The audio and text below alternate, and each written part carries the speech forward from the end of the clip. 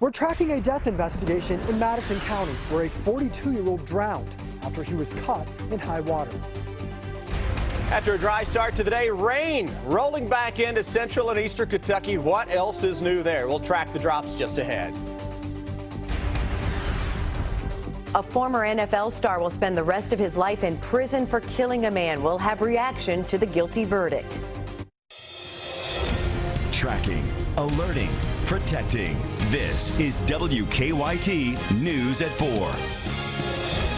Good afternoon, I'm Jennifer Palumbo. It's just what people cleaning up from flooding don't need: more rain. Showers and storms are back, and that could cause problems in places where the ground is saturated and creeks and rivers are swollen. You're looking live at the Morehead State University campus.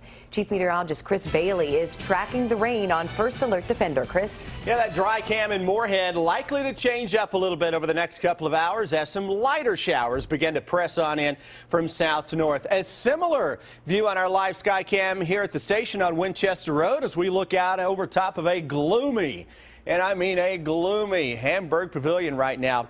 A lot of the low cloud showers just now beginning to press closer to Lexington, 59 degrees. Remember, a few days ago I said I was trying to be optimistic with getting temperatures in the 60s today. Now you see why. A lot of clouds out there, a lot of humidity as well. Live First Alert Defender beginning to pick up on additional rounds of some showers. They're coming at us kind of in weekend fashion. This isn't a big heavy rain event that's showing up on Defender across I-64 or down the Mountain Parkway. Notice across the Lexington area, south end of town, Jacobson Park, down Richmond Road, and across the Fayette Mall area, maybe picking up on a few sprinkles and light showers there. Those showers begin to increase a little bit from Nicholasville toward the southwest into Mercer County, where you had better than 3 inches of rain yesterday. Southwest to northeast. Stop me if you've heard that one before. That's where the showers and storms are coming from. And your future radar, the hour-by-hour radar over the next 12 hours, showing how the rains begin to pick up a little bit across parts of central Kentucky. And we may actually see the focus begin to shift a little farther to the west this evening before additional rounds of showers and storms crank up later tonight into tomorrow. Jennifer, focus of the forecast is one of what else but showers and storms that are on the increase here in 15 minutes. Thanks, Chris. We're learning more this afternoon about a man whose body was pulled out of a swollen central Kentucky creek. Investigators say Eugene Wren's car got stuck in high water yesterday on Paint Lick Road near Berea. The 42-year-old Wren lived in Garrett County. WKYT's Mark Barber talks to a man who called 911. It's our top story at 4. The rain has stopped and the creek here off of Paint Lick Road has gone back down.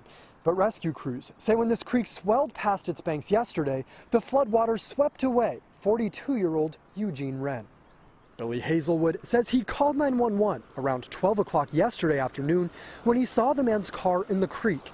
Hazelwood tells us the swollen creek had just started to recede when he saw the car pushed up against his low-water bridge. Once rescue crews got to the car and realized it was empty, they started walking the banks of the creek looking for the driver. Then, around 7 p.m., deputies say the search ended when they found Wren's body about half a mile away. The sheriff tells us they pulled his body from the creek about 3 hours later. Hazelwood says he didn't know the Paint Lick man, but he knows his family, which made it very hard to watch as they tried to reach him. His sister and mother came over here and tried to call him and never could make contact. So it's a very sad time. You just have to go on and hope the water stays down. Rescue crews think Wren's car washed into the creek after he hydroplaned driving around a slick curve. In Madison County, Mark Barber, WKYT. The coroner says he hopes to learn more about Wren's death from an autopsy that's being done today. The search is over for a missing woman whose wrecked car was found in a Powell County creek. Teresa Jones called her mother around noon today to let her know she's okay. She hadn't been seen since 11 last night. Her family got concerned when her car was found under a bridge on Hardwicks Creek this morning. Crews spent several hours looking for her. Jones said she drove into high water and a driver picked her up and dropped her off at a friend's house. In Casey County, some businesses are cleaning up from flood damage. This eyewitness video shows what US 27 looked like yesterday in Liberty. At one point, the road had to be shut down. Several businesses at a nearby shopping center flooded, including H&R Block. This is tax day, the busiest time of year for tax preparers. Despite the damage, H&R Block is open today. Coming up on WKYT News at 4:30, a restaurant owner talks about how flooding left 2.5 feet of water in her business. We're working on a number of other stories for WKYT starting at 4:30. Amber Philpott joins us from the newsroom with some of the news in progress. Good afternoon, Amber. Good afternoon to you, Jennifer. It caused a lot of attention in Lincoln County yesterday. This picture of a Lincoln County school bus driving through high water on Harris Creek Road. Parents wanted to know why, so we asked Lincoln County school leaders. Well, they say the driver didn't see the water in time and quickly realized the road was too narrow for him to turn around. But after we investigated, we found the state manual for bus drivers actually says they are never supposed to drive through high water. Tonight at 6, we go back to Lincoln County leaders for more answers. State Auditor Adam Edlin launched a major initiative today to determine the number of untested sexual assault kits. He's hoping to identify suspected rapists who may still be walking free and bring justice to victims. Edlin says that this is a powerful illustration that victims matter. 47% of Kentucky women have experienced sexual violence, a rate that is slightly higher than the national average. And let's be clear, because amongst the facts and the figures, my friends, we often lose sight of the fact that these are our sisters, our wives, our mothers, our daughters, and our friends.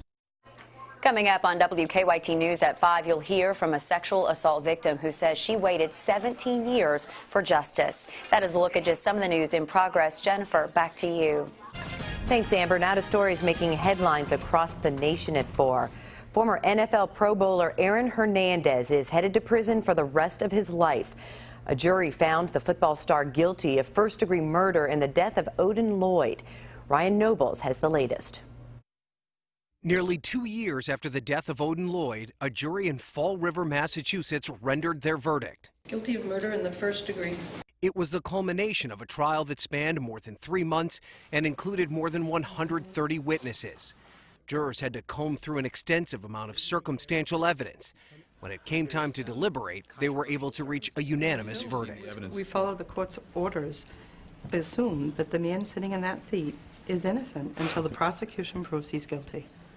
And that's what happened today. Deliberations took place under intense media scrutiny because of Hernandez's high-profile status as a star of the NFL's New England Patriots. In the end, Bristol County District Attorney Thomas Quinn said Hernandez's celebrity did not matter to the jury. The jury found that he was just a man who committed a brutal murder. The verdict was the one Odin Lloyd's family was hoping for. But when it was her chance to speak to the court, Odin's mother, Ursula Ward, used her time to forgive her son's convicted killer. I forgive the hands of the people that had a hand in my son's murder, either before or after. The judge only had one option when it came to sentencing, and that was life in prison without the possibility of parole, marking the end of a saga that saw a football star at the height of his fame dramatically fall from grace and now sentenced to spend the rest of his life in a jail cell. In Washington, I'm Ryan Nobles reporting. In addition to the first-degree murder charge, jurors also found Hernandez guilty of unlawful possession of a firearm and unlawful possession of ammunition.